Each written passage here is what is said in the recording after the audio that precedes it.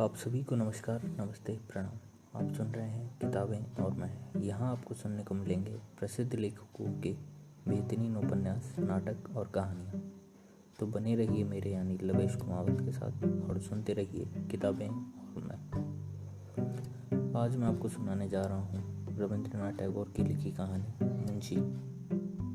दादाजी, आज आपके मुंशी जी कहाँ हैं? अब वक्त आ गया है जब इस सवाल का जवाब दे सकूँगा, किंतु फिर भी यह ठीक होगा कि कुछ वक्त के लिए अभी और धीरज रखना चाहिए। दादाजी, यदि आप फिर इसी तरह की बातें बनाते रहें तो आपके साथ बातचीत का सिलसिला बिल्कुल बंद। अरे यह क्या? सत्यानाश, ऐसा कभी न करना। उससे तो यह ठीक होगा कि झूठ बोल दिया जाए। जिस वक्त तुम्हारे दादाजी स्कूल से भाग जाते थे उस वक्त तुम्हारे दादाजी की ठीक ठीक उम्र बताना तो बहुत कठिन है। वह शायद सिरफिरे थे, हाँ, वैसे ही जैसे मैं हूँ। आप और सिरफिरे? आप कब क्या कह दें कोई कुछ भी न कह सकता है। उनके सिरफिरेपन की बातें सुन लेने पर तुम खुद जान जाओगी कि वह मुझसे कितने मिलते थे। उनमें और मुझ में बड़ी अनोखी बराबरी रही है। मैं भी सुनूं जो, जैसे यही कि वह कहा करते थे, दुनिया में मैं अनोखा हूँ, दूसरा नहीं है। मैं भी ये इसी तरह कहता रहता हूँ। आप तो ठीक ही कहते हैं, किंतु उनका कहना ठीक नहीं था बिटिया। सच तो सच ही होता है जब वह सब पर लागू हो सके। जो सबके साथ नहीं घट सके वह कभी सच भी नहीं हो सकता है।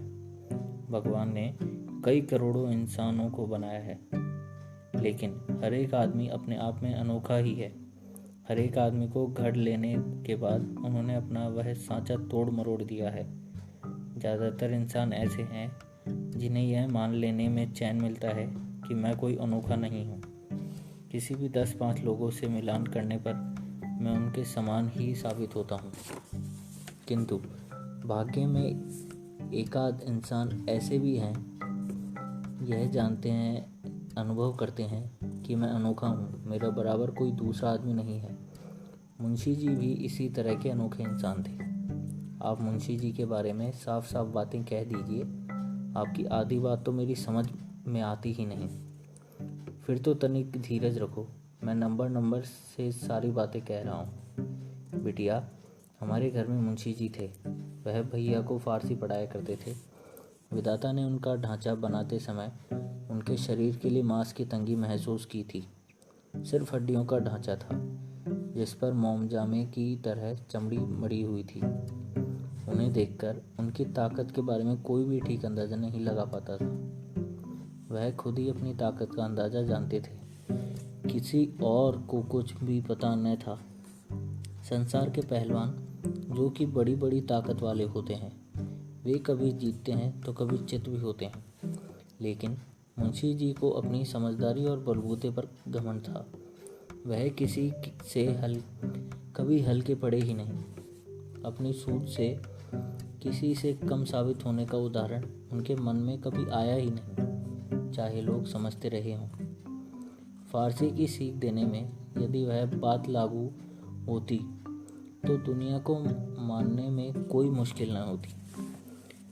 जब कभी फारसी की चर्चा चलती तो मुंशी जी झट से कह बैठते, अरे यह भी कोई पढ़ाई है। मुंशी जी को अपने गाने की कला पर अटूट विश्वास था। वास्तव में उनका गला इस तरह था कि उससे चिल्लाने या रोने की सी बेसुरी आवाज़ निकलती थी। जब कभी वे गाते तो मोहल्ले के लोग मकान के बाहर जमा हो जाते और एक ही सवाल करते, घर में कोई आफत तो नहीं आ गई? सब कुछ ठीक तो है? हमारे घर में गाना गाने के एक उस्ताद भी रहा करते थे जिनका नाम विष्णु जी था। वह हमेशा सिर पीट कर कहा करते थे, ओ ऐसा लगता है मुंशी जी एक न एक दिन मेरी रोटी छिनवा कर ही दम लेंगे। विष्णु जी के इस दुख को सुनकर भी मुंशी जी को कुछ भी फिक्र न होती थी, कुछ भी परवाह नहीं करते, अपितु तनिक से मुस्कुरा कर रह जाते। सभी लोग कहते, भगवान ने वास्तव में मुंशी जी को कितना सुरीला और मीठा गला दिया है। मुंशी जी अपनी बड़ाई सुनकर फूले न समाते।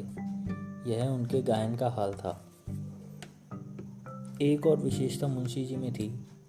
उनको पूरा एतबार था कि अंग्रेजी बोली के मामले में इंग्लैंड में पैदा हुआ अंग्रेज भी उनके सामने नहीं ठहर सकता था। उनका सोचना था, अगर मैं चाहूँ तो अंग्रेजी बोलने के मामले में मंच पर उतरकर सुरेंद्र बैनर्जी को देश छोड़कर भागने के लिए विवश कर दूं। किंतु इस तरह का कदम उठाना उनको ठीक ना समझा। गवैये विष्णु जी की रोजी रोटी छीनने से बच गई और सुरेंद्र नाथ बैनर्जी देश छोड़कर भागने से बच गए। जब मुंशी जी को ये बातें सुनाई जाती तो वे सिर्फ मुस्कुरा कर रह जाते। किंतु मुंशी जी के अंग्रेजी बोलने की कला और ज्ञान के कारण हमें भी कई बार आई आफत में सहूलियत मिल जाया करती थी। बिटिया, तुम्हें जो साफ साफ ही बता देता हूँ, उस वक्त हम लोग बंगाल अकादमी में पढ़ा करते थे। हमारी शाला के मालिक डिक्रूज साहब थे। उन्होंने हमारे बारे में एक राय बना रखी थी कि इन लड़कों को 3 जन में भी पढ़ना लिखना नहीं आ सकेगा। किंतु इस बात की हम भी परवाह नहीं करते थे। हमें न तो विद्या की तमन्ना थी और न बुद्धि की। हमारे पास खानदानी जायदाद तो खुद ही की थी। फिर भी डिक्रूज साहब के स्कूल से छुट्टी मारने में उनके यहाँ के कायदे कानून के अनुसार चलना ही पड़ता था। गार्जियन के लेटर में छुट्टी की मांग का कारण बताना पड़ता था। छुट्टी की चिट्ठी चाहे फर्जी ही हो, लेकिन वे साहब आंखें बंद कर छुट्टी मंजूर कर दिया करते थे। उन्हें तो अपनी माहवारी फीस वसूल करने से मतलब था। उसमें किसी तरह का घाटा नहीं होना चाहिए था। हमारे भागने या छुट्टी करने से उन्हें किसी तरह की तकलीफ न होती थी। हम भी मुंशी जी को बतला देते थे कि हमें छुट्टी मिल गई है। मुंशी जी होठ दबाकर मुस्कुरा उठते और कहते, मजाल है कि छुट्टी मंजूर न होती। मुंशी जी की अंग्रेजी में वह ताकत है कि मत पूछो। यह अंग्रेजी तो केवल ग्रामर के धक्के से अदालत के जज की राय भी बदल सकते हैं। हम सभी मुंशी जी की बात का समर्थन करते और हाँ में हाँ मिलाते हुए कहते, ठीक ही है। किंतु कभी ऐसा मौका नहीं आया जब उनकी कलम अदालत के जज के सामने पेश की गई हो। इन सब बातों से बढ़कर मुंशी जी को लाठी चलाने की कला पर घमंड था। हमारे आंगन में सूरज की किरणें बिखरते ही वह अपनी होशियारी के साथ लाठी चलाने के करतब दिखाना शुरू कर देते थे। वे अपनी ही परछाई से लाठी का खेल खेला करते थे। गरजकर कभी परछाई के पैर पर लाठी की मार करते, तो कभी गर्दन पर जमाते, तो कभी सिर पर मारते। फिर मुंह उठाकर चारों ओर नजर दौड़ाते कि जो लोग खड़े हुए हैं उनकी क्या राय है। खड़े हुए लोग कह पड़ते, शाबाश शाबाश। कोई बोलता, परछाई का भाग्य ही समझो कि वह अब तक वैसी की वैसी ही है। इससे हम तो यह सीख पाए कि परछाई से लड़ने पर इंसान जिंदगी में कभी हारता नहीं है।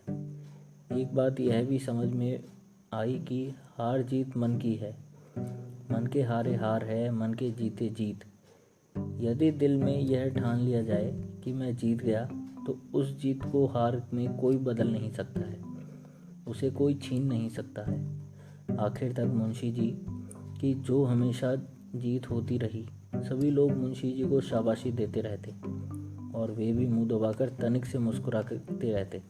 बिटिया, अब तो तुम पहचान या समझ गई होगी कि मुंशी जी के सिरफिरेपन और मेरे सिरफिरेपन में कितनी बराबरी है और किन बातों में समानता है। मैं भी अपनी छाया के साथ लड़ाई करता रहता हूँ। उस लड़ाई में हमेशा मैं ही जीतता रहता हूँ। इस मामले में मुझे कोई शंका नहीं है। इतिहास भी परछाई की लड़ाई को ही वास्तविक लड़ाई के रूप में पेश करता है। तो यह थी आज की कहानी मुंशी। आशा करता हूँ आपको यह कहानी अच्छी लगी होगी। तो ऐसी ही और कहानियों के लिए सुनते रहिए किताबें और मैं। तब तक के लिए धन्यवाद।